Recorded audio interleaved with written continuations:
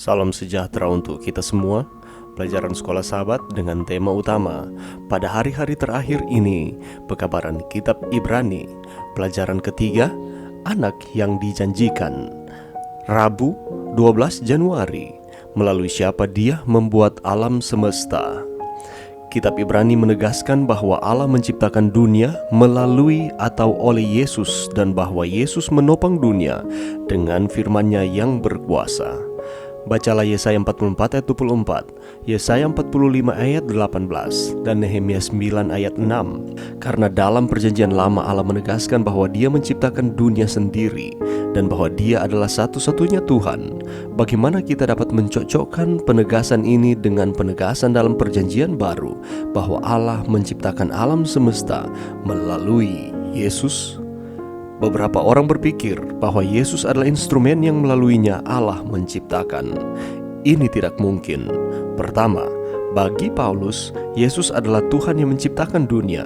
Dia bukan penolong. Ibrani 1 ayat 10 mengatakan bahwa Yesus adalah Tuhan yang menciptakan bumi dan langit.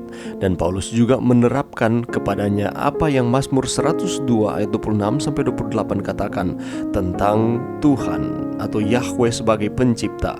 Kedua, Ibrani 2 ayat 10 mengatakan bahwa alam semesta diciptakan oleh atau melalui Bapa. Tepatnya ekspresi yang sama yang diterapkan pada Yesus dalam Ibrani 1 ayat 2. Bapa menciptakan dan Yesus menciptakan. Ada kesepakatan yang sempurna antara Bapa dan Anak dalam tujuan dan aktivitas. Ini adalah bagian dari misteri Trinitas. Yesus menciptakan dan Allah menciptakan. Tetapi hanya ada satu pencipta, Allah yang menyiratkan bahwa Yesus adalah Allah. Sementara itu Ibrani 4 ayat 13 menunjukkan bahwa Yesus juga adalah hakim. Wewenangnya untuk memerintah dan menghakimi berasal dari fakta bahwa Allah menciptakan segala sesuatu dan memelihara alam semesta.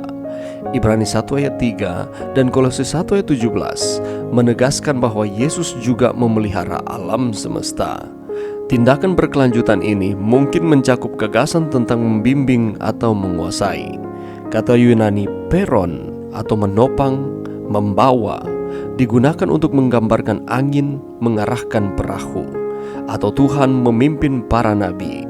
Jadi, dalam arti yang sebenarnya, Yesus tidak hanya menciptakan kita, tetapi juga menopang kita. Setiap nafas, setiap detak jantung, setiap saat keberadaan kita didasarkan di dalam Dia. Yesus, dasar dari semua keberadaan ciptaan. Bukalah Kisah Para Rasul 17 ayat 28. Apa yang dikatakannya kepada kita tentang Yesus dan kuasanya? Kemudian, pikirkan tentang implikasi dari kematian Yesus yang sama di kayu salib untuk dosa-dosa kita.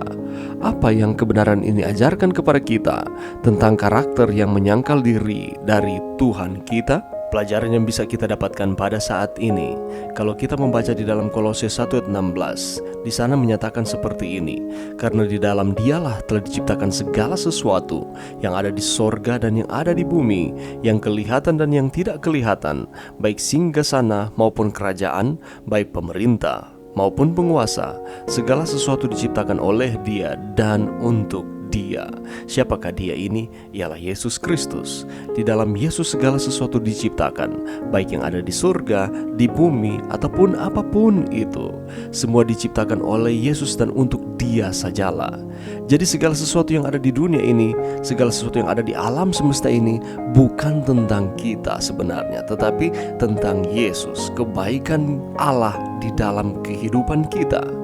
Kalau kita menyadari hal ini bahwa segala sesuatu diciptakan oleh Dia dan untuk Dia sajalah, kita diciptakan oleh Yesus dan kita diciptakan untuk Yesus, maka kita bisa mengerti dan bisa mengikuti apa yang menjadi maksud dan rencana Tuhan di dalam kehidupan kita.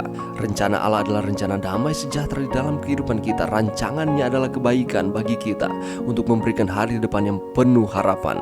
Allah memelihara akan alam semesta. Tindakan berkelanjutan ini mungkin mencakup gagasan tentang membimbing atau menguasai. Ia membimbing akan alam semesta ini, menguasai akan alam semesta ini, termasuk yang ada di dalamnya. Siapa? Manusia. Dia juga menopang, membawa, atau mengarahkan akan alam semesta ini untuk kebaikan. Dia menopang kita. Dia menciptakan kita. Dia memberikan nafas kehidupan, dan setiap keberadaan kita ataupun kehidupan kita didasarkan di dalam Dia, yakni Yesus Kristus, dasar dari semua keberadaan ciptaan. Karena jangan pernah kita lupa bahwa Yesus adalah Tuhan yang menciptakan bumi dan langit. Dan Paulus juga menegaskan ini. Ada kerjasama antara Tritunggal, yakni Bapa, Anak, dan Roh Kudus di dalam penciptaan, di dalam penebusan, dan untuk keselamatan kita. Mari kita terus bersyukur kepada Tuhan bahwa Anak, yakni Yesus Kristus, Ia berperan aktif sejak dalam penciptaan, dan Ia menjelma menjadi manusia. Ketika Ia hidup di dunia ini, Dia mati bagi kita dan memberikan keselamatan bagi manusia yang setia dan percaya kepadanya. Mari berdoa.